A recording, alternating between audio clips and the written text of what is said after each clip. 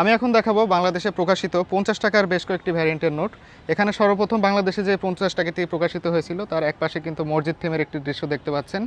এবং এর অপোজিট সাইডে বাংলাদেশের যে চা বাগানে চা উত্তোলনের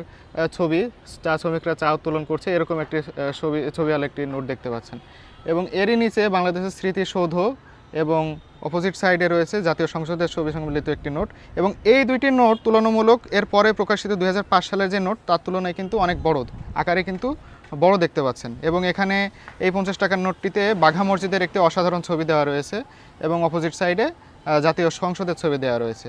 এর পরবর্তীতে এই নোটগুলো আমরা সকলেই দেখেছি, মই দেওয়া জয়নুল আবেদিনের একটি বিখ্যাত চিত্রকর্ম, সেই ছবি সম্বলিত নোট এবং দুইটি কালার এবং দুইটি ডিজাইনের এবং এর অপোজিট সাইডে শেখ মুজিবুর রহমানের ছবি দেওয়া এবং এই নোটটি বাংলাদেশের 50